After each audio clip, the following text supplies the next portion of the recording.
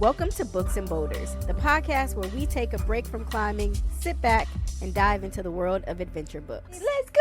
It feels good to be back. Yes. Hi, everybody. Welcome back to Books and Boulders, your podcast, your self-care, your nerding Your out. life.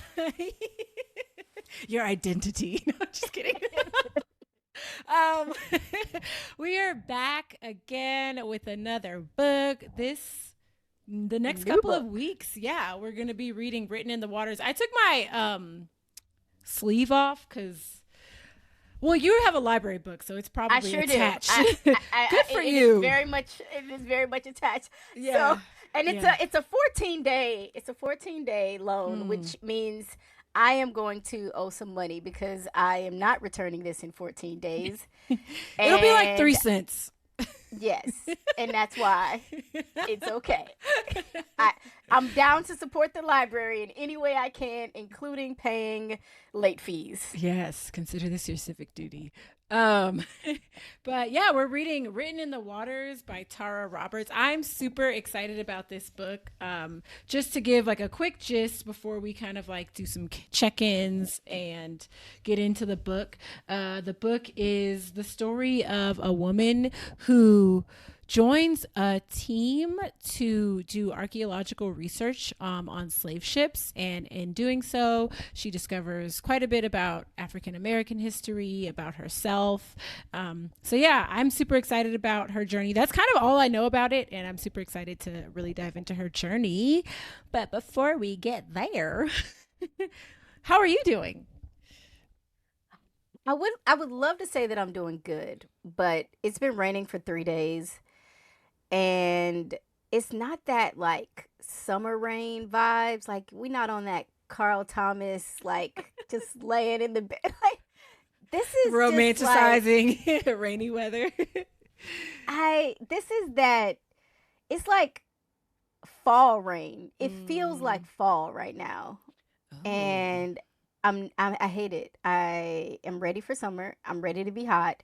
I know most people don't want to be hot. I want to be hot. Give me all hot the girl hot. Summer. The sweat. The only downside that I don't like about being hot is actually just the mosquitoes. Yeah. Other than that, I'm ready. And so yeah, my energy level is low, which is why I am matcha-ing it up tonight because. Nice. I don't know. Like we do these in the afternoon and I feel like it's 8:00 at night. Does your matcha have caffeine in it? I don't really know how matcha works. So matcha is a green tea. Okay. So it's naturally caffeinated. It's not like coffee-based caffeine, but it's natural caffeine. Mm-hmm. And it does actually help. I have so this is a mushroom matcha. I'm not going to say the brand because not sponsored, no. But non-spawn. There's only about 4 or 5, but this is a mushroom matcha, and I also have their mushroom coffee. Their mushroom coffee does have caffeine in it, and it has me. It doesn't actually make me feel that good. I think I'm gonna stop getting that and just stick with the matcha because the matcha gives me just enough, and I don't like crash or feel weird afterwards. So cool. But otherwise, yes, I am doing well. I don't want to spend too much time, but the last time we were here we did talk about the fact that we were going to both be going away to climb some rocks. Yay. And since that is kind of our brand, rocks were climbed. Spoiler alert.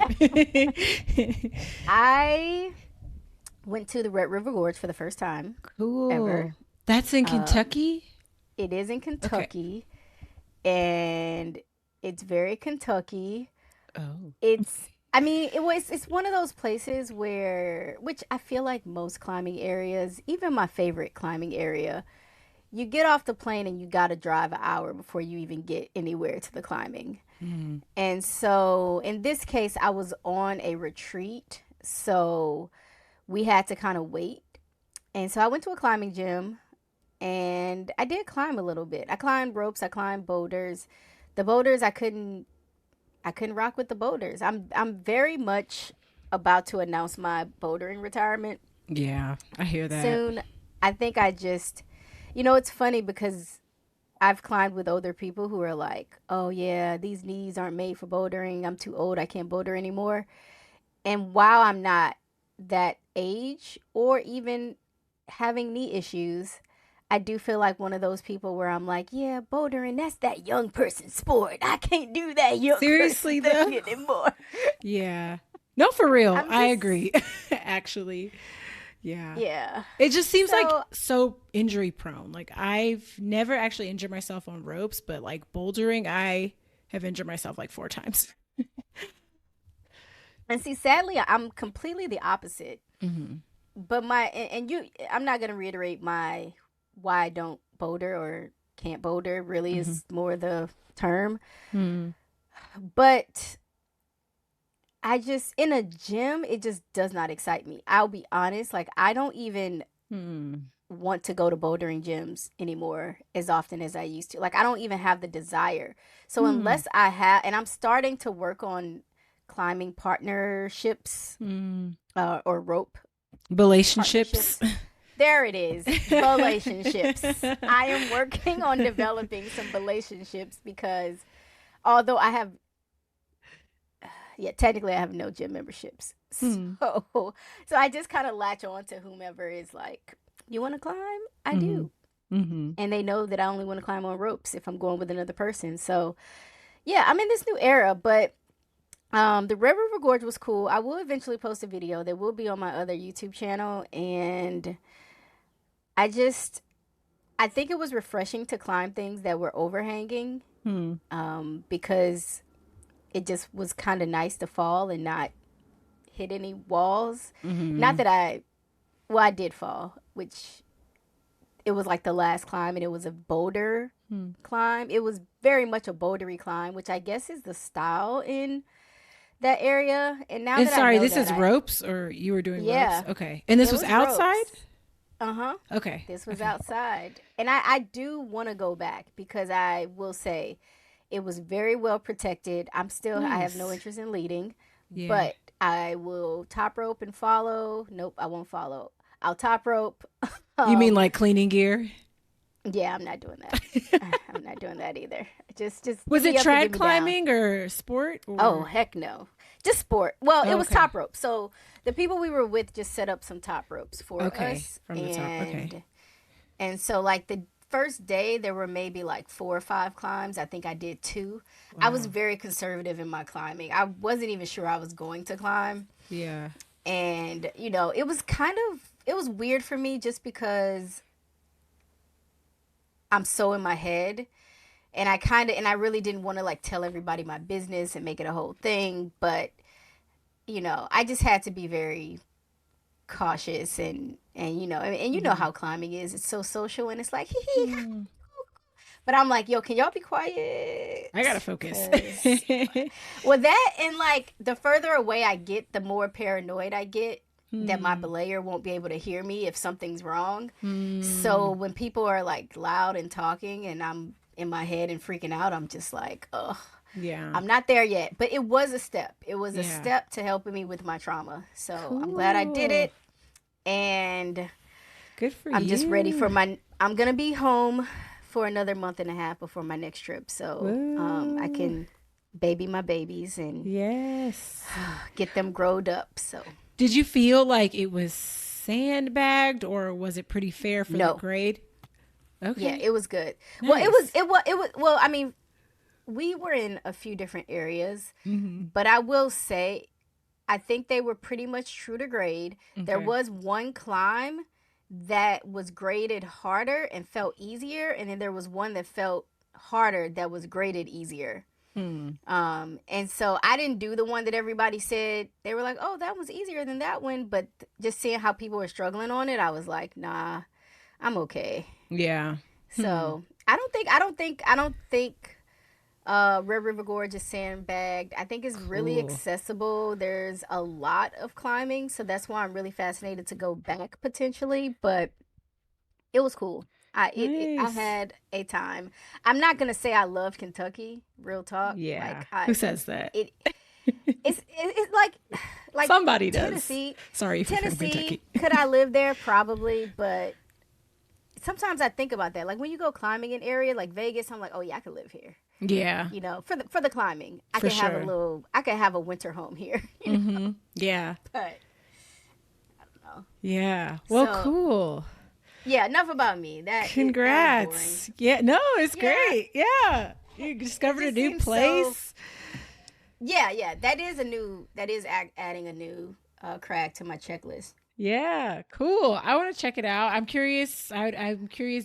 I don't know if you tick your climbs on Mountain Project or anything like that, but I'm curious about checking out the ones that you did or whatever. But yeah, Red River Gorge. Cool. I don't. I did it, but some of the climbing areas have these medallions on them Hmm. right at the base of the climb, so you know the name and the grade. Oh, I love that. If there's a few I in New did too. Mexico that do that too. Yeah, which is really nice. Cool. Well, yeah, I too went on a climbing trip. Yeah.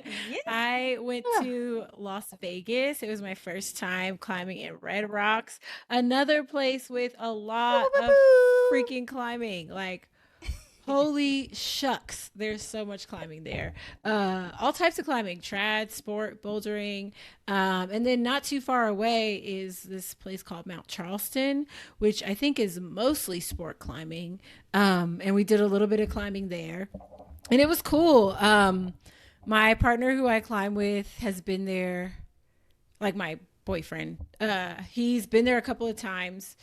And I think, I don't know, it was interesting because like I think that like we inherently have like different travel styles. Like I'm definitely a more laid back, like let's just, like I want to do stuff and I want to get out there, but I like breathing room in between my activities. I don't love getting up super early. And he doesn't either, but he's definitely more like he really likes multi-pitch climbing. I don't Yeah. care that much for multi-pitch climbing. Sorry, not sorry. um, and yeah, I don't know. I think he has like a bit more intensity when he like goes out climbing and that sort of thing. But I feel like we complemented each other pretty well. Um, I think this was maybe like our second like bigger climbing trip, but I think we complemented each other pretty well. Like there was some give and take. Like there were mornings where we got up early and I had to kind of sacrifice, and then there were afternoons where like we would climb in the evening. And I don't know, I think that's one of the things that I really liked about Red Rocks. There's so much climbing and it faces like every direction. So if you're a like you can climb all season or every season all year round. There's climbing like 4 seasons out of the year. But then also if you're a morning person, you can get up early and like go do a bunch of stuff. If you're like not so much of a morning person, it's not super hard to get a reservation into the park. And there's a lot that you can do in the evenings. And then there's also quite a bit of climbing outside of the park that you can access and climb in the evening. So we kind of had a mixed bag. We had one really early morning, but then every other, I think we climbed maybe three. We were there for 6 days and we climbed for 3 of those days, maybe 4. Oh wow. Um, Did it rain? it did not. We got pretty lucky. It didn't Oh rain. yeah. Yeah, it was hot.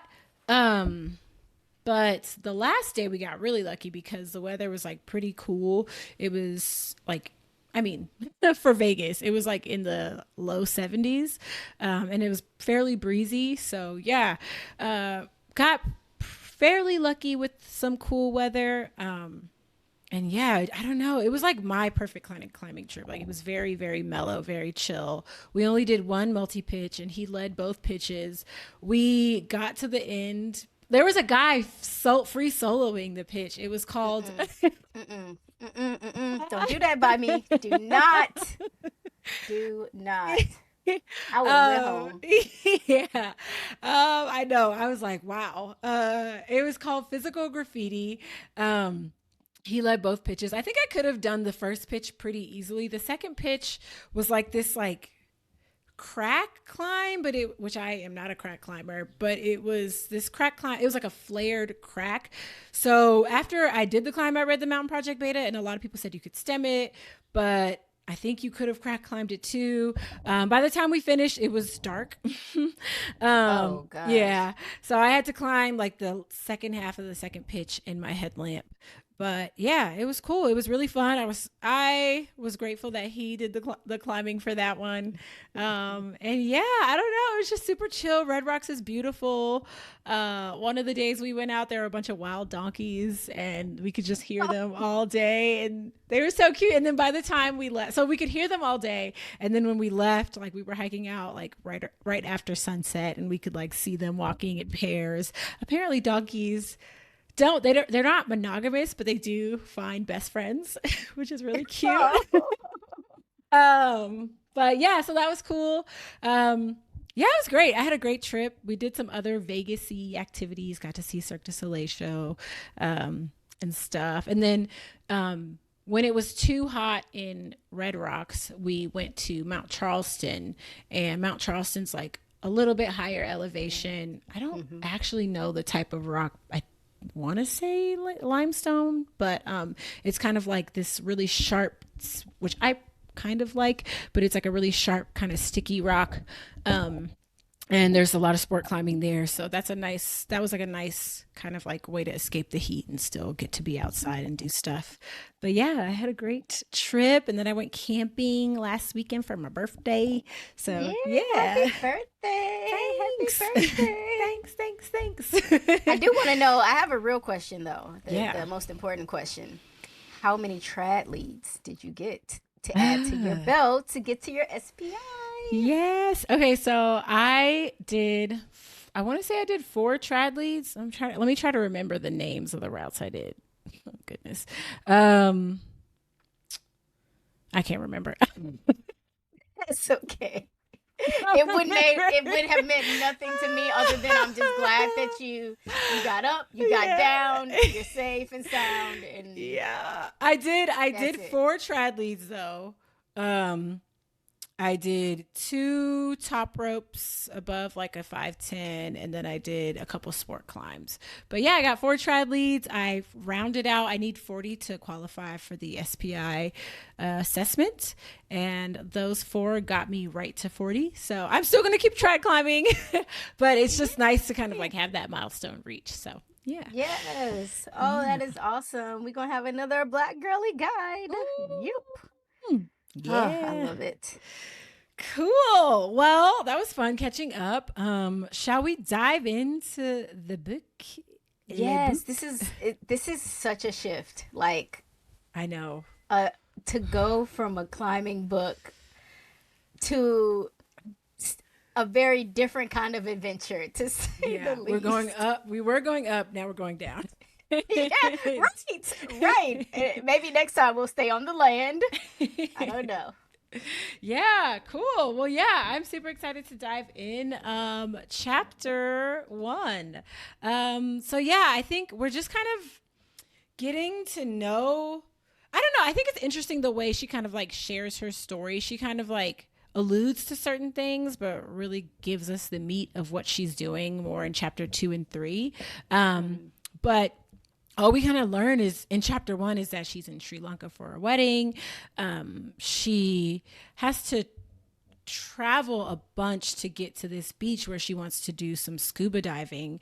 And she mentions that she's scuba diving and preparing for this training with DWP. But I don't think at that point she tells us what DWP stands for. Well, Um, that we didn't talk about the prologue, but oh, okay. yes, so she learns about Read the prologue. DWP in the prologue when she goes to the Black Museum in DC. Yeah. So I didn't do my due diligence. it's I should okay. It's okay. have We didn't. So this was we didn't. We actually didn't say that we were gonna read the prologue. Obviously, I read the prologue, but we're not gonna discuss it in detail. But just to summarize the prologue, essentially, Tara was at the I call it the Black Museum, but it has a very long name, the National African American Museum. I don't know, but it's an amazing museum. I have been there. I need to go Massive. back. Yes, it is absolutely incredible. Please fund our museums and stop playing with us. But the museum was great, and as she was there on the first floor, because the way the museum is laid out is that it kind of goes through the timeline of Black history. So it starts on the bottom, which is, you know, Right. a lot of the slave ships and transatlantic slave trade, basically. And that's when she saw a picture of these divers. And that's what sparked her interest and curiosity and everything. And ultimately, you know, she initially wasn't like, she wasn't really going to get into diving. She just wanted to support them and like make sure they got funding and help them out. And that didn't work out. But like the founder, the main guy, was like, "You should dive with us. You should get into it." And she was like, "Oh, yeah, okay." Because he was like, "Hey, you're in DC. You know, there's like a dope program in DC. You should do it." I She was heard that like, there's like a ton of black scuba divers in DC. that's actually what it is. I think it's the National Association of Black Scuba Divers. I And had I no too, idea. I didn't either. I'm Actually, I from found out the last DC. time. I'm I know mad. the last time you and I were in DC is when I found when someone told me about it. And because I Oh, said, yeah, because I said I want to get my certification, but it's just so hard because you have to get so many dives, like similar to the trad leads. You have now to is that get a the whole open bunch of. water one, or is that like a slightly more advanced one? Because open water, I thought you had to do like just a weekend long course or something like that. So it just depends on what level you're trying to get. The Hmm. problem is every time I go diving, I have to take a course because I don't have the certification to dive on my own. And Right. so to go and dive on your own, you have to get a certain level of certification, and that is I multiple dives. see. Like that's not something you can just get on a weekend getaway to Puerto Rico or something. Right. Okay. So like even with the initial certification, like the open water one, you still aren't Hmm. qualified to do it on your own. That makes sense. Yes, Oh, yes. that's so cool. How many Yeah. dives have you done? I I want to say three, Okay. but it could Nice. be two because like I said, every time I've had to do it or every time I've done it, I had to go into a class Okay. and do a training. But the last one I did, I think, was in 2022 Okay. in Curacao, which is Cool. potentially home to my future vacation home because that's one of my favorite Yes. places. Even though they don't, there may be surfing out there, but I didn't see a ton of surfing in Curacao. But Hmm. there's really amazing diving there, Mm-hmm. and it's right above Venezuela. Hmm. So it's a beautiful, and there's actually a lot of climbing there. So, Cool. Very but cool. but anyway, so that's basically what the prologue was really sort of leading up to. I That see. then kicks off Chapter this sort one. of the descent, this part one section. Okay, cool. So yeah, thank you for that context. So yeah, while basically in chapter one, Tara is in Sri Lanka. She's preparing for this training program, Diving with a Purpose (DWP). Um, and while she's there, I believe she mentioned she had to get 18 dives in order to qualify for this training program. So she's doing a bunch of diving out there and she's trying to get her work funded. So she finds this grant for the National Geographic Fulbright a national oh my god national you can do Take this, your time. Melanie. Take your time. She applies for a National Geographic Fulbright Fellowship, and I think she says it's worth like $80,000. Yeah. Um, and it sounds like it's gonna be That's a salary. that's a That's a whole salary, you yeah. can spend a whole year just diving, living your life. Yeah. So she's really stoked about it. She finds out only 2 days before the deadline, but she cranks out that application, honey. Uh, and Yes. yeah, she gets an email saying that she got advanced to the next phase. And then 2 days later, she gets an Womp email womp. that she gets rejected. I was so mad. Like, I was I mad. I I was actually confused too because I was like, but wait, I thought she got us. I thought she got a National Geographic. So I was so thrown off that I was like, wait, this twist is messing me up here. What's happening? Because I mean, without reading the book, I still know conceptually like she did something. Right. And literally like on her book, National Geographic. Yeah. Right. um so yeah, it definitely threw me for a loop too. Prior to this, she had gone to see this I don't know if I think she maybe used the word psychic. But Mm-hmm. yeah, she went to. Did she say psychic? I don't Yeah, remember. it was some type of medium type, somebody Right. who reads your things. Yeah, kind of gives fortunes and predictions and that sort of thing. Mm-hmm. But yeah, so she went to see. I think after applying for the fellowship, but before getting a response, she went to see this psychic, and they told her like, I'm not really sure. It could go either way, but it's looking kind of unlikely. And she gets an email saying that she got advanced, and then another one back to back saying that she got rejected. And I was just like, how y'all gonna do that? Like, that feels crazy to me. Like, it feels really, Yeah. really crazy to me to it feels like that should not be allowed. Like, you need to know about your decision before you get people's hopes up. So I was kind of tight for her, but whatever. um, You but like those, just one shot app, like, look, I'm either in or I'm out. Don't give me a round two, three, four, five. Well, because that's the Oh, thing is that like she didn't even. They told her that I think it was rounds, and they told her she got advanced to the next round. Not that she got the scholarship, but that she got advanced to the right. next round. And then they were like, "Haha, psych, just kidding. You thought." And then they It I, took it I feel back. you though. It is awful because I made it to like the third round of an interview recently. Yeah, And in my mind, I got this. I got this. And then it's like, oh no, you don't got this. And I'm not a fan. I really yeah. just, you either with me or you not. And for me, it was just like it was the most messed up because it would have been one thing if she got to the next round, went through the interview process, and then they were like, we decided not to go with you. But the fact that they offered her the next round and then reneged before she even got a chance to like go through the Yeah. process, I don't know, that stung for me. I was upset for her, but it's cool. She sounds like she has a really good kind of headspace and attitude going into all of this. I think initially when she kind of got that rejection, she goes through some feelings of defeat, and she's like, I don't know, maybe I'll just go back to work and get a job and like, figure something else out. Um, but she ends up going diving, and she gets bit by a fish. Oh And yeah. yeah, it like apparently took a chunk out of her finger, and she's like bleeding and has to come back to the surface. But all of this kind of brings about this revelation.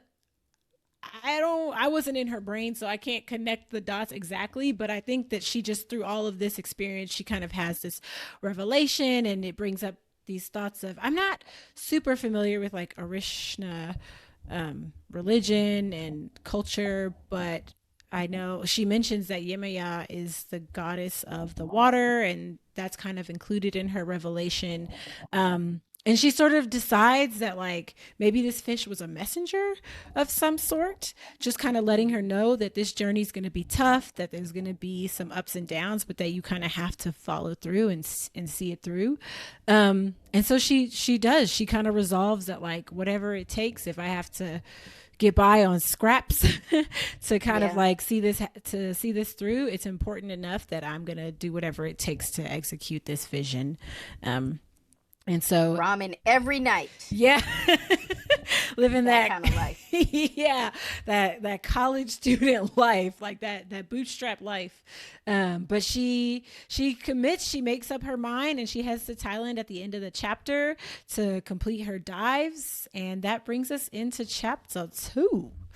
So Yeah. yeah, I don't does she name her chapters? I don't think she does. I think they're just No, they're numbered. Yeah. just, yeah. There's the section we're on is called Descent. So Okay, right. this Cool. is basically, I guess, mostly focused. This uh grouping is all about her dives. Right. But Cool. yeah, so she leaves the little tiny area in Sri Lanka, and or maybe she's still there.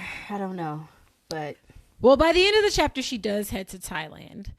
And so in okay. chapter 2, she has arrived in Thailand. And I actually, so it sounds like she had 18 dives from this point in the story to qualify for the training. I don't know how many she had to do in total, but that's a lot of diving. Yeah, um, at the start of chapter 2, it says I count my 4 dives in Sri Lanka, including the triggerfish dive, plus the 8 dives in Mexico for a total of 12. I have 18 And more to more. be ready Okay. for the DW training next month. So 30 So you need dives. 30. Yeah. Okay. Cool. Yep. Cool. So yeah, she has 18 dives left and about 5 days to get those dives Yep. in. Around this time of year, I think, I guess it's the windy season or a windier Yeah. season. And so I didn't even realize that diving had seasons, but I guess that makes sense. I Um, think it depends on where you are, you know. okay. It may be like specific to this to Thailand or even this area. Yeah. Yeah, so they're kind of nearing where she is. They're nearing the end of their diving season, and I think she's only able to find one dive shop that is still doing dives. Um, and they have dives planned for, I guess she starts out on a Monday. They have dives planned through Friday. And for each diving excursion, it's a full day, and they do 3 dives each day. So she commits to doing all diving on all 5 days, which is Yeah. a lot. Like Yeah, physically. Whew. if all goes well, it would be 15 dives. Look at Yeah. me knowing a little bit of math. Yeah. Yes. I feel like Which you know a which lot of leaves math. her with yeah, I don't do the math, y'all. Really? I I don't know. I can pass a math test if I have to like study and learn it, and Yeah. then I all the formulas go right out my head. That It is surprises me because I feel like I you're do low-key like not a like it. finance whiz, which involves Yeah, math, I'm but good at money and I understand money and but do I like math? Like I don't be like, "Woo, let's do some math problems." I'm like, "No, it's let's a read a means to book an or end. yeah, yeah. Like I can do it, but it's not fun." Fair. I understand that. Um, but yeah, so at this point, if she's able to get through all 5 days of diving, 15 dives that week, and she's like, I'll figure out the last three some kind of way. 15 dives. I didn't, wow. Like, wow. But anyways, yeah, the first day out sounds like it's a little rough. She has she has these are my words. I can't remember exactly how she describes it in the book, but she basically kind of has like a panic attack. They're Hmm. going through, I don't remember exactly how they describe it, but they're at this reef and there are a lot of swim throughs, I think she calls it, where they kind of have to like, navigate these small spaces. And I mhm. it sounds like she is maybe a little claustrophobic. I feel like she's alluded to that earlier in the book, but I think she just gets really anxious and nervous and she starts breathing really heavily.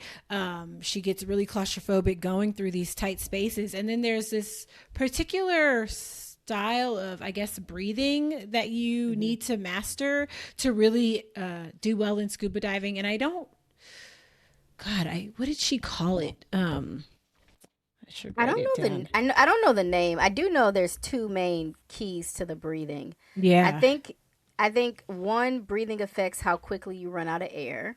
Yes. And then the other one is if you're trying to stay on the ground, Like it controls your using that. buoyancy. Yes, exactly.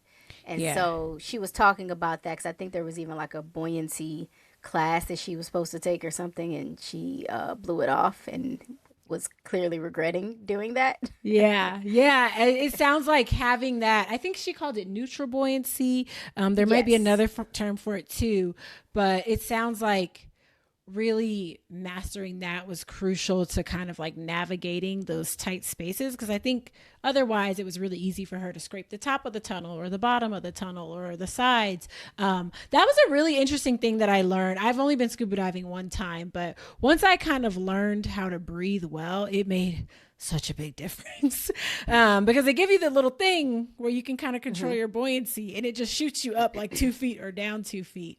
And I do feel like once I mastered like just controlling my breath, that just made such a big difference in like controlling your space in the water. So I don't know. It's a pretty cool. I feel like once you kind of get the hang of it, it makes the experience a lot more enjoyable. But I can see that if you don't have that, it's like especially trying to navigate tight spaces. Woo. um Yeah, yeah, it's kind of wild. The first time I took a whatever a dive class, I had the breathing part in my mouth wrong, Hmm. and I think that was like a super bootleg class. We did a thing in the classroom, and then we kind of did like a real quick thing in the pool, and then it was like, all right, let's go. And so Yeah. I'm sitting there, and then finally somebody's like, oh, your mouth is thing is wrong, and I'm like, I'm about to go down in this water, and my mouthpiece, I don't know, I think I was like just holding it between my teeth. It was something really really awful. Weird. Like it would have been terrible. Yeah, it's kind of crazy. And the And the instructors fact didn't that catch that? no, but again, yeah, bootleg. Where The was second this? time, Like, I what's don't know. I what don't remember the country? first one. Mm, I could not even tell you where you the first blacked one it out. was. It might have. Yeah, I don't know, and I'm not Hmm. gonna lie. Okay. But the second one, I don't even remember like the breathing. I don't remember anything. I was just like, "Don't leave me," because it was a group, and I was just like, I was just trying to follow because it wasn't dark, but you know, when you go that deep, it's darker, Hmm. and so it's kind of freaky. And like I can see, but I couldn't see, so I just wanted to stay as close to the teacher and people who I knew was like in my group. I had a guy behind me, and because it was the water was super choppy until we got underwater. Hmm. I don't know. And I so, loved it every yeah. time, but it is the only thing I don't like is the whole like your head can explode if you come up too quick. That's Yeah, the thing that's that always pretty freaks me out. wild. That's Yeah, pretty wild. and How, not literally explode, but close enough. Like, yeah. can you die if you come up to? Yes, You can.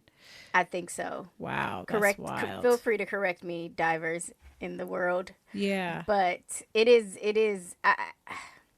it's bad. I guess it's not as bad as running out of air. Maybe I don't know, but it's Yeah, bad. wow, that's so interesting. I definitely want to scuba dive again. It was super freaking cool. Like, and I had like, I went to this rinky dink little cenote. Let me not call nature rinky dink. That's so disrespectful, but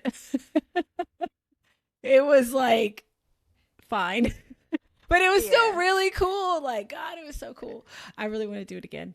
Um, but yeah, oh man. Okay, so first day, a little rough. She's disappointed in herself, maybe a little bit embarrassed. She mentions that for all of the days, I think except for the last one, she is the only black person and the only person of color on any of these diving trips. So I think that, and I think that it makes sense. Like, I totally understand. Like, unfortunately, as a black person, especially when you're the only one, you feel additional pressure to like represent your people well because your actions and your behaviors and your competency, unfortunately, like to other Reflects the people, culture. yeah, it's a signal and a reflection of like what all black people are capable of. um but the second day, she goes back in. She resolves to focus on her skills and technique, to focus on achieving neutral buoyancy and just really improving as a scuba diver and honing in and focusing on her skills. And I think each day she shows progress and gets a little better, a little bit more comfortable.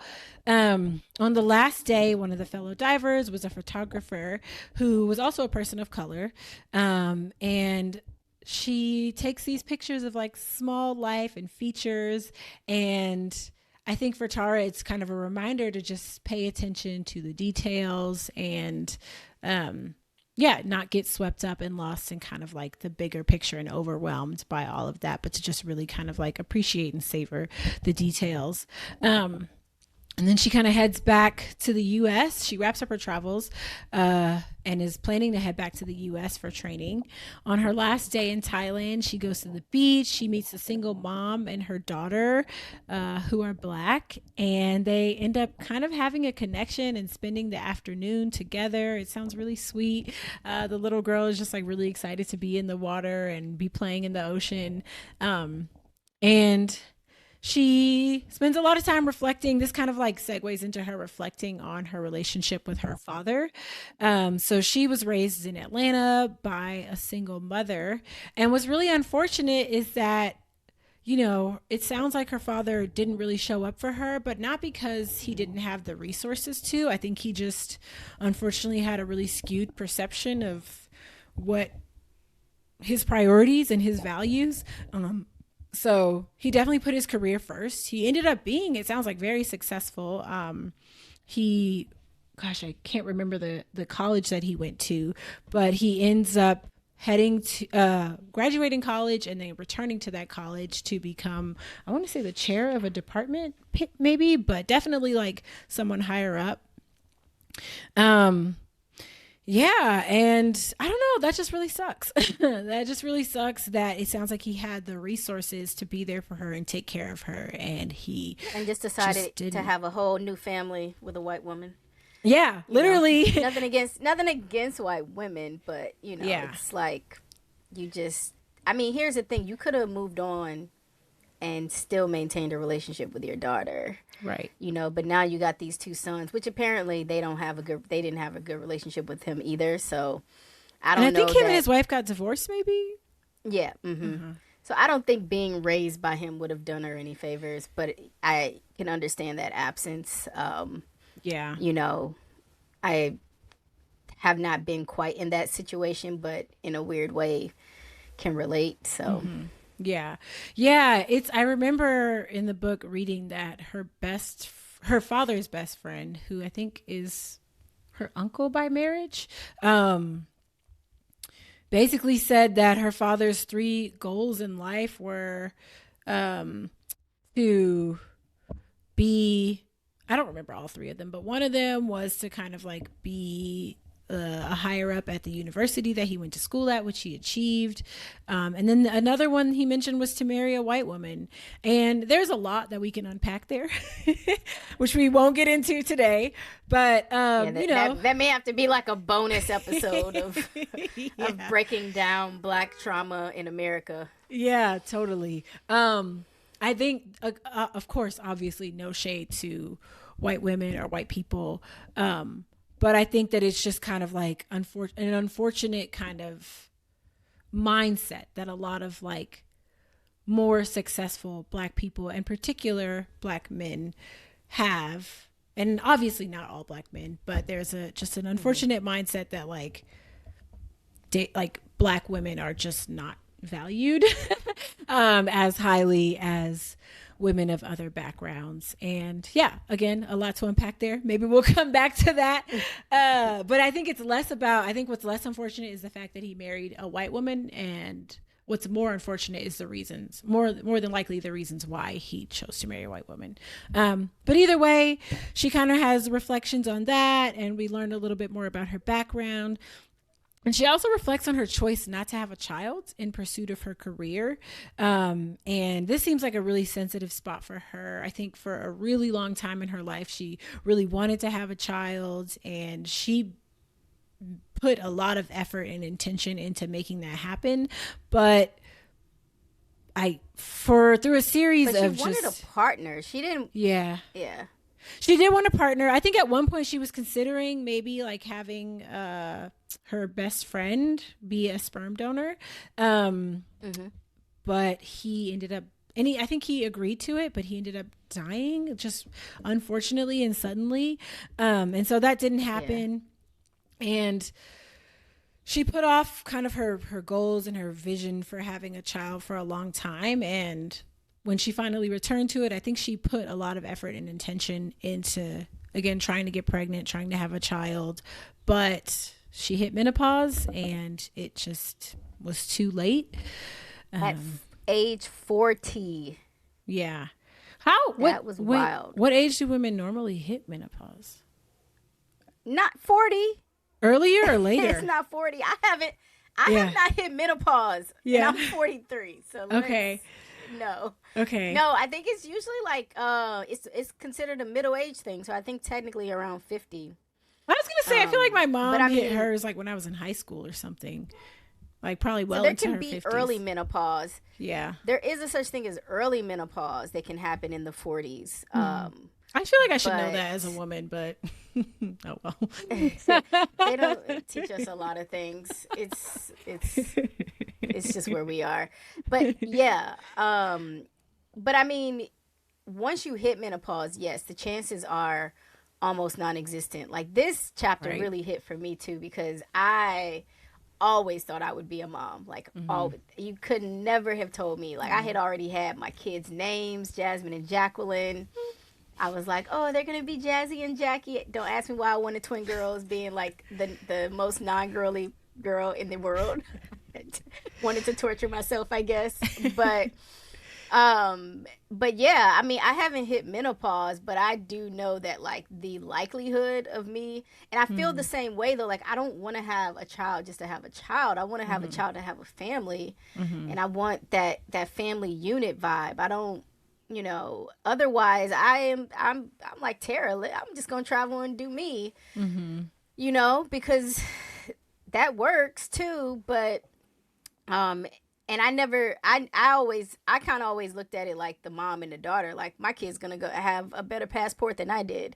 I didn't think it was gonna like hem me up like that, but I just never wanted to do it alone. I had friends who were like, I want a kid by any means necessary, and they were all the way up at the sperm bank, and I was like, no, I'm not. That's not my vibe. I'm not interested in going to the sperm catalog, and Yeah.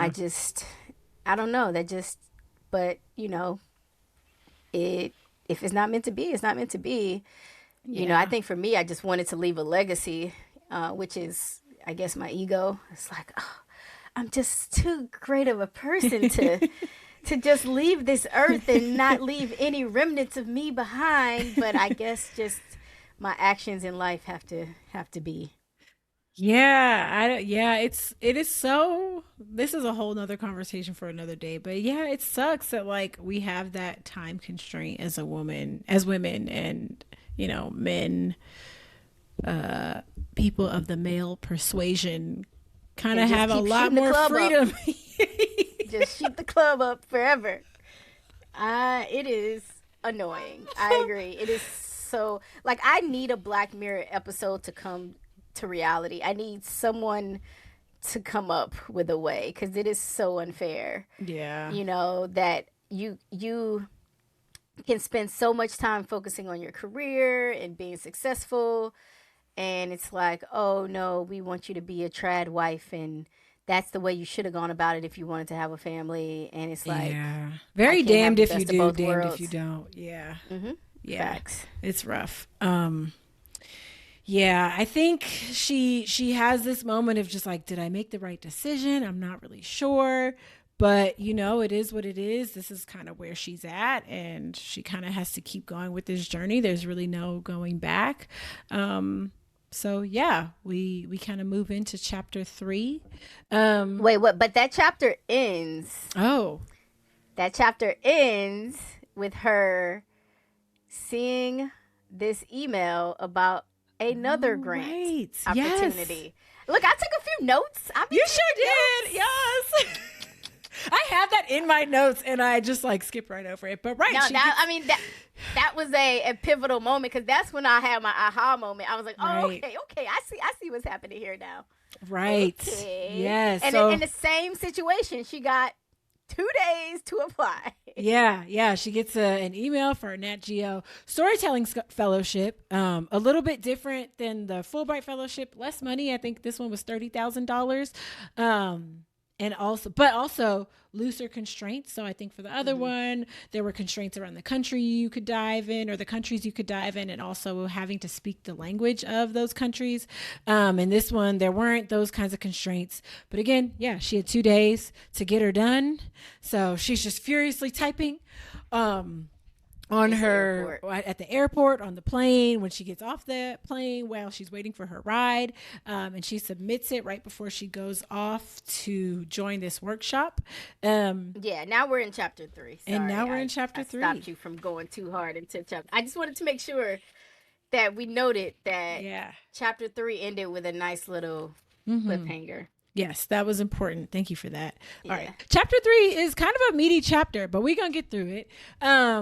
Yeah, she gets back to the United States, and she's heading to the Florida Keys for a week-long training program with Diving with a Purpose. When she gets there, she starts getting some feelings coming up about her age. I I'm super curious to like just really get into this story, but I personally love the fact that she is like one of the oldest people on this trip. She mentions that yeah, she's one of the oldest people on the expedition. She's 48 years old. Maybe not one of the oldest. It sounds like there are definitely people who are older than her. But she's 48. I thought her issue was that she didn't look her age, and people thought she was younger than she actually was. So she was kind of like having trouble fitting into a certain box because she kind of wanted to be doing what the people her age were doing, but then they thought she was younger. But then the younger people who were younger than her, she didn't really like connect with in that way. Yeah. And so she felt some type of shame around it. Maybe that's true. For me, I got more what I got from it. Like, I think that that's definitely part of it. I think I got more from it that there was just like this, like, it sounded to me like at a certain age, you're expected to have certain things kind of figured out. And so she says, I feel something like embarrassment, or is it shame to admit out loud that I'm still figuring out my life at 48? And so I listened to a podcast. I tried not to listen to too much of it because I was like worried that it would spoil the book. But she kind of just, it sounds like she stumbled upon scuba diving like relatively late in life. Like, you know, I think she worked at nonprofits and did journalism and other things before she got into scuba diving. And then I don't know if she was in her 30s or 40s when she got into scuba diving, but she's not an archaeologist. She's not I don't think she's a expert. She's definitely not an expert diver. So it sounded like at least part of what she was feeling was just this shame and like weirdness around like I'm 48 and like my life has just kind of like taken a bunch of different turns and pivots and it hasn't quite fit the timeline that society says, you know, women are supposed to achieve. Like I'm kind of like somewhat nomadic. I don't really have a home base. I don't really have a job right now. I, you know, have had like a bunch of different career turns. I'm not married. I don't have children. So I think that there's just like, it definitely sounds like there's some feelings of like shame around maybe not having met certain milestones that society says you're supposed to have met by that age. But I don't know. I kind of love that. Like I personally, I'm in my mid 30s. And I don't know, that really resonated with me a lot. Like, you know, I think that I more or less am doing okay. Like I have a steady job. I pay all my bills. I do have a partner now. He's younger than me, which I feel a little weird about. I think this is kind of going to be the case for us when we look so much younger. Yeah. Yeah. But when they were talking about Zora Neale Hurston and her saying she was like 10 years younger, I was like, I'm going to start doing that. I'm just going to. I was born in 1991. My grandmother used to do something similar. She was like, I'm 39 years old. And she would tell us that every year for like 10 years. It's my 10th, 39th birthday. 39 must have been a really good year for her. Yeah, right. But yeah, I don't know. It resonates with me a lot. Like I don't have children. A lot of people my age do have children. I'm still not even sure if I want children. There's so much that I feel like I don't have figured out, and I don't own a home yet. Like I haven't met a lot of the milestones that I feel like someone my age is quote unquote supposed to have met. So I don't know. It meant a lot to me to read this because I was like, it's not too late. There's still so much you can do with your little life. So yeah. She mentions that she feels like a freak, right? Because her life just kind of hasn't followed this traditional path. But you know, it is what it is. She's like, I'm gonna keep on pushing. And so we kind of get into the workshop, the program that she is in training for. So again, diving with the purpose. And on the first day of this training, they have a workshop where they learn a lot about maritime archaeology, and she learns in detail what it takes to find and study slave shipwrecks. And I mean, this makes sense, but I don't think I realized this myself either. But it's not as simple as just going for a dive and stumbling upon a ship. Like when these wrecks happen, the boat falls apart, pieces get scattered all over the ocean, they disintegrate over time, they kind of get absorbed by the landscape, and so wildlife start living there, and it's just, I think, not as easy as we might think to recognize a wreck like this. So a lot of the research starts on land in libraries and museums and at universities, where they're doing a lot of like archival research and studying records. And one of the major ways, or I think one of the key sources of information for these kinds of wrecks was insurance records. So when, yeah, which was really interesting. But when a wreck like this happens, you know, the people who finance the voyages and the insurance companies get involved, and they're doing a lot of research to try to recover their assets and figure out what things are worth. And so this is where they start to kind of like narrow down locations of a lot of these wrecks. And then once a location is identified, archaeologists will actually do a survey of the ocean, and they call it mowing a lawn, where they use magnet detectors and other technology to basically try and find scraps of metal and other things that might ping and signal that, like, hey, there's something man-made down here. Yeah. And so, yeah, it has to be done repeatedly. I don't know how many days, but it has to be done repeatedly over the course of several days, because as we know, the ocean is dynamic. The tide comes and it goes. And so things that were covered one day might get uncovered the next. But once they do that, and they have kind of like, I guess, as narrowed down of an idea of a location as they can get, then that's kind of when the scuba divers get involved, and they actually go down into the ocean and use their eyes, look around and try to identify artifacts for the shipwreck. And so I don't know, it's really, I'm trying to imagine like what the experience is like for her, but it's very interesting. It sounds like it's just not super obvious. Like you have to like have like a really keen sense of observation, and you're looking for literally like things like straight lines, things like perfect circles, maybe things that are shiny and reflective like metal, things that have sharp angles, that sort of thing, to try and like identify actual man-made things. So I don't know, I thought that was really fascinating, because it sounds like it could be like you're looking for something as small as like a cell phone, you know, like you're just trying to identify not even objects, but just shapes that might indicate where the wreckage is. So yeah, she says that it can take years to find and document a wreckage. For this specific excursion, we learned that they're helping out NOAA to investigate a shipwreck. And it's not a slave ship, but it is an opportunity for the members of Diving with a Purpose to get some training, and it also helps NOAA achieve their research goals.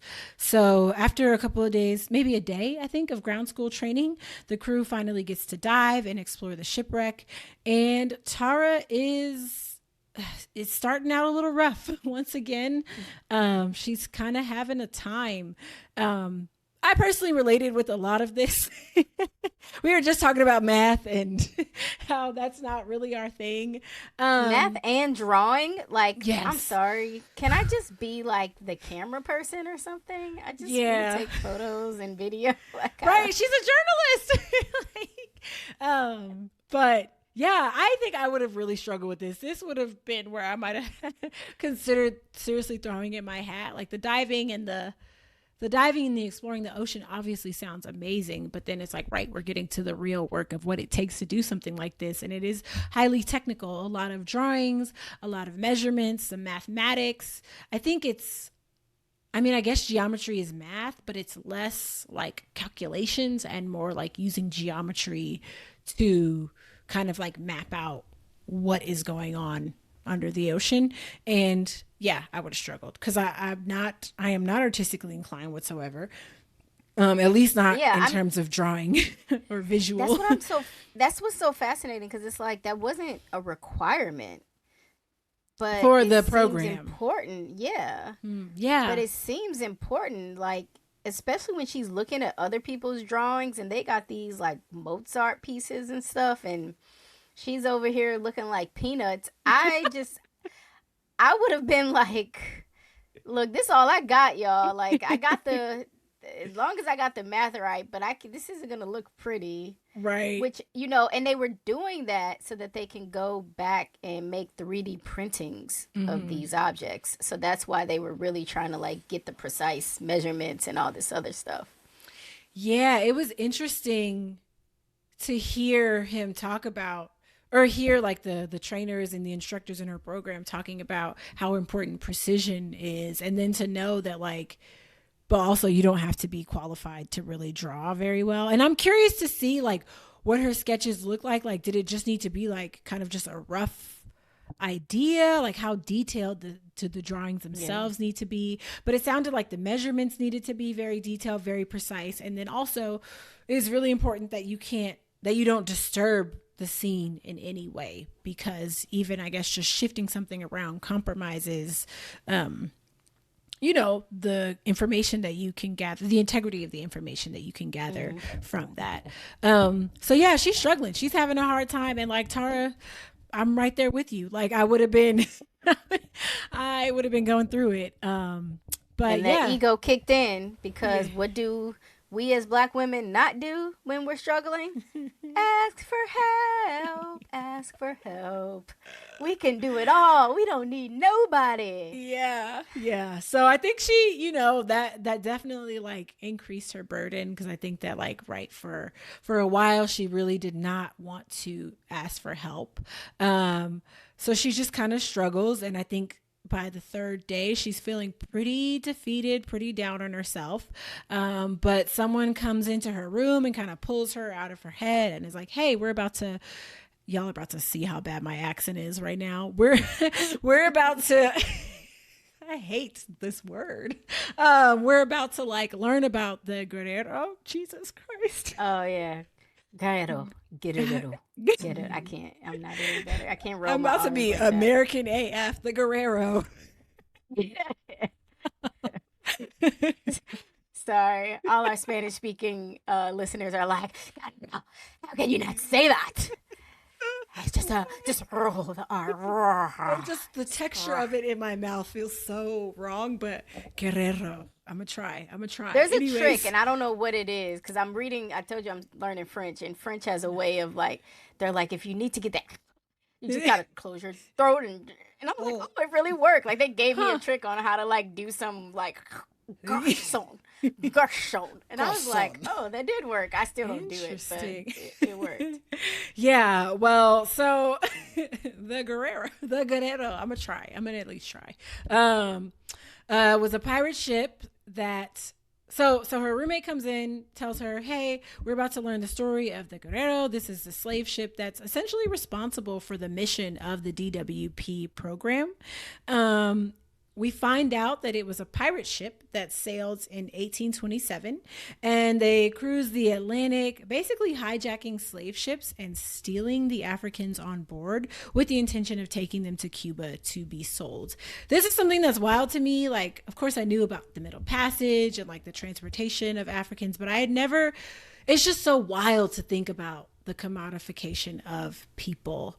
And I never thought about pirates stealing people. Like that just feels so crazy to me.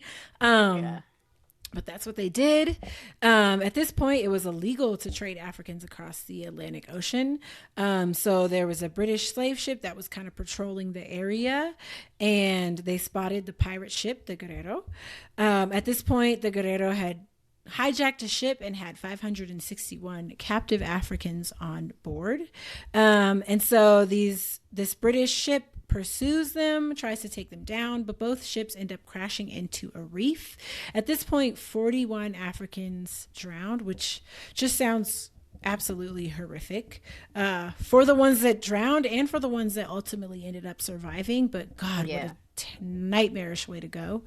I mean, I don't know. It's just so hard to like it's so terrifying, but she kind of has this moment where she reflects on like, I wonder what they were thinking, what they were going through, how did they make peace, like, you know, did they ask Yemaya for grace and to embrace them? And I don't know, I'm sure that there was obviously this terror that they were experiencing, but also Yeah, probably because this, a lot yeah, of them were chained up. So yeah, imagine this ship is going down, and even assuming they could swim, because y'all know how we are with the swimming, like yeah, assuming that these people could even swim, they couldn't, yeah, literally, because they're couldn't get chained free. up. Yeah, yeah, it's nightmarish. And I imagine that, right, there was that terror, but there was probably also just this relief. There's a song, a spiritual song, One Glad Morning When This Life Is Over. I don't know what it's called. I think maybe I'll Fly Away. But it's just about how Black people suffered so much on earth that they welcomed death as a reprieve. And I can imagine that there was Hmm. like this mixed feeling of terror and also like, thank God it's over. Um, but yeah, just horrific stuff. Let's try to do some math right now. 520 African people did end up surviving. And so eventually, these rescue ships come with the intention of taking the crew and the captured Africans back to Key West, Florida. But these Guerrero pirates are relentless. And so they hijacked two of the rescue ships, ended up heading back to Cuba, where they sold these African people into slavery. But one ship did make it to Key West. And the fates of these people were in limbo for a long time. They were kind of just like not enslaved but not really free either, and so Tara mentions that like their life was essentially indistinguishable from those of enslaved people. They were kind of like loaned out to plantations and for $2 a day, which I don't know what that equates to back in the 1800s, but it still sounds like not enough for a human life. But yeah, they were kind of loaned out to these people, and there's just a whole lot that goes on. But eventually, they are sent back to Africa, but they're sent to Liberia. And it sounds like most of Yeah, these, they were sent back to not where they came from. not where they came from. They came It's from like, Nigeria. It's like yeah, 1,000 miles away, but they were just like, just go figure it out. somewhere, one of those black places. Take your Yeah. butt on back to Africa, somewhere Yeah. around there. Right, yeah. And I mean, I am actually like, God, there's so much that I don't know. And it's really unfortunate the way that the United States treats African American history, because it's just such a rich history, like the good, the bad, and the ugly. And we just don't, we're just not taught We're not it. taught it. Like, No, and if you want to no, know, nah. you have to figure out so much of it on your own. Um, And then it's, there's a certain decade of parents that's not teaching it. You yeah. know, especially and I think it depends on how did they move within the movement. You know, like if you had parents, because people like to pretend like segregation, Jim Crow was like 8,000 years ago or something, when it was like, no, my 60, mom's 70 was years living. ago? Yeah, Yeah. yeah. I'm like, my parents were like, we just trying to get by. Like they wasn't fighting no fights. They were Yeah. not revolutionaries. They were not activists. So they were not going to be teaching me this history. If I wasn't to seek it out, they would not be teaching me this. Now, I think the day and age we're living in, where we know that not only is this type of history not being taught, but even the baseline history that you and I probably did learn in school is not going to be taught. So you got some of these like post whatever the what's after millennials, whatever that generation after millennials, Gen Z? those people, sure, that works. Those people are starting to be like, no, I'm going to teach my child. I'm going to be the school, because Yeah. school is not going to be it. And we're Yeah. under this delusion. We're under this delusion that we should be comfortable. And I think that's why so many people didn't vote in the last election, because it's like, we're good. I ain't. Yeah. I'm not on a slave ship in chains, but it's like, but you actually are. But okay, Yeah. I'll digress. Yeah, yeah, it is pretty awful. And I mean, the way that, oh God, this is a whole rabbit hole that we could go down, but just the fragility of the, and I, again, white people, please don't get in your feelings about this. But I just mean as a culture, the Yay, we fragility got of white whiteness. people listening. Yes. Um, We don't, but it's okay. the fragility of, I think, whiteness as a culture, as a concept, is just like, I mean, y'all are really out here trying to distort and skew slavery as if it's like, oh, they were just like, they were friends of the plantation owners and they were treated just as good as da da da da da, and like really trying to, because it just, it's too unfortunate and painful to like actually acknowledge the reality that like this happened and this was real. And like, it doesn't mean like you obviously were not directly responsible for it, but you are the beneficiary of certain privileges that come from it. And it's okay. Like, you know, like it's not about feeling guilty or feeling shame. It's about just like recognizing that and wanting to like, and caring enough to make things better. But anyways, And I don't and know. recognizing the effects of it, Yeah. and not acting as if there is no generational trauma that Yeah. has occurred as a result Yeah. of your ancestors to some degree. And I Right. get it, like yeah, this could, we talk about separate episodes, this could definitely be a whole other Mm-hmm. podcast episode. But just thinking about the fact that even though it started as like certain Europeans, and then you had we just were always on the bottom. Right. With like Irish people, you know, and like other Yeah. European immigrants, like, and now all of a sudden, that's a whole thing. That's a whole thing. Like, I don't even know Yeah. the history that well, but it's like, right. Like, at some point, Irish people faced oppression. And then I feel like at some point within the United States, they became the oppressors. I think of places like Boston and Chicago, where like a large part of the police force is like Irish people, and how much terror they caused black people, especially like during like the civil rights times and beyond. And that's not to say that like obviously all Irish people aren't terrible. I think that historically Irish people have been like strong allies of black people, but now we out here talking about Irish people are black. I can't. I don't know if you've heard of this TikTok trend, but I we have hey, you can find us on TikTok, but I am not on TikTok. So I you can't can find us, understand but we won't TikTok. be there. Yeah, it's just a lot going on. Whenever I open TikTok, I'm like, why are these videos aggressively in my face? I don't Yeah. know, and I don't even know what is this? Where did this come from? Because I haven't established any algorithmic flavor, so they're just Right. like, eat it, eat it, eat it, eat this content, and I'm like, I can't. Goodbye. I go on there, I post, and I go off. Yeah, I feel you. I feel you. That's fair. But yeah, anyways, that's a whole rabbit hole that we could explore. But yes, it is devastating to kind of like reflect and realize that like there's just so much about African history that I don't know, and African American history. And I think I said all of that to say that like I know that Liberia has a rich history as like being this colony for like free and formerly enslaved black people. But I'm super curious to know just like more about Liberia and yeah, what makes it unique, what makes it special, what made it kind of like a haven for black people at that time. But this is where these people get dumped essentially, and it is terrible. I think that like ultimately, again, like I said, I'm very curious to explore the history of Liberia, but at the time it's just like so crude because it's like, right, this is not that. Basically what they're saying is like, black people, y'all all the same, just go find a hole somewhere in Africa, leave us alone, we don't care. um but I think that something beautiful did end up coming out of it.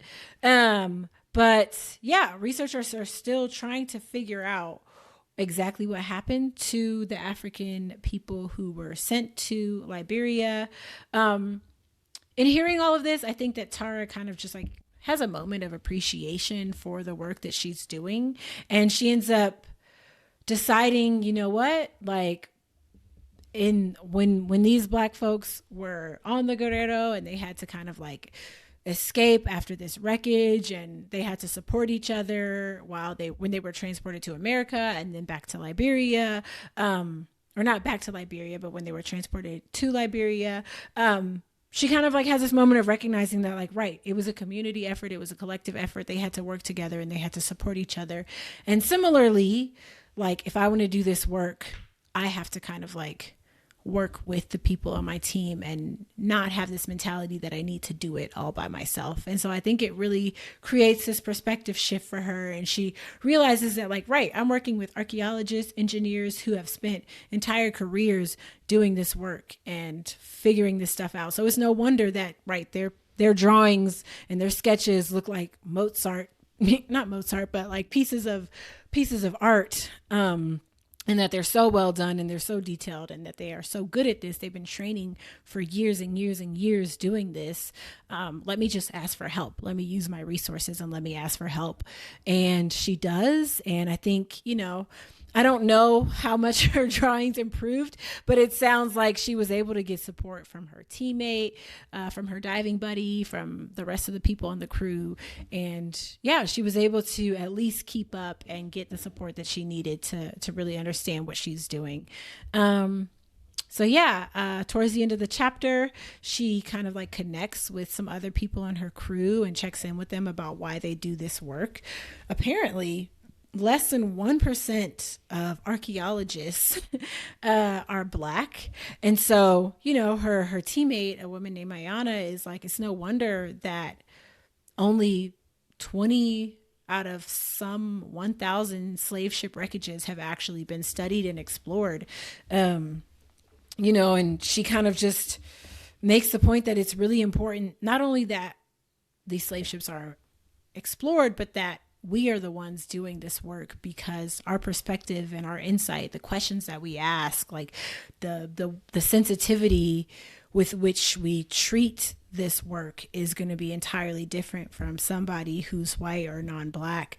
And it just kind of really resonates with her, just how valuable and important this work is. And yeah, she goes through it. She's not sure. I think in the beginning, she's really not sure how things are going to go. But by the end, she ends up graduating from her training program. And go Tara. Go Tara. And she finished her drawing. She finished her drawings. Yeah, she did the thing. She got it done. And yeah, she graduates from her program, and that's kind of where we leave off with chapter 3. I think in chapter 4, we're going to start getting into next steps. She hasn't heard back from Nat Geo, but it sounds like eventually she will. But yeah, that's kind of where we leave off. And I think that I'm excited to get into the next steps and see where the journey takes her, because she has been through quite a bit and we are not even a third of the way through the book. So yeah. That was a lot. I'm really, I feel like the overarching theme throughout this whole section was, for me, ask for help. Mm-hmm. Ask for help. Mm-hmm. Like, you can't do it alone. Like, I always like to write down a quote that really stood out to me. And she put, overcoming a tendency to do things alone. Like, just because you're moving in this life alone, or you've had to do things on your own alone, it doesn't mean it has to always be that way. And especially when there is a community like staring you smack dab in the face. So I'm excited to see more or hear more or read more about how everything goes. What chapters are we reading next time? We are finishing up Descent with chapters 4 and 5. And then we will be getting into the next section of her book, part 2, Bottom Time, with chapter 6. So we'll be reading 4, 5, and 6, finishing up this section, and then getting started on the next section. Yeah. Cool. Yeah. Sounds good. I'm super excited. Well, that was good. This book is like a refreshing change.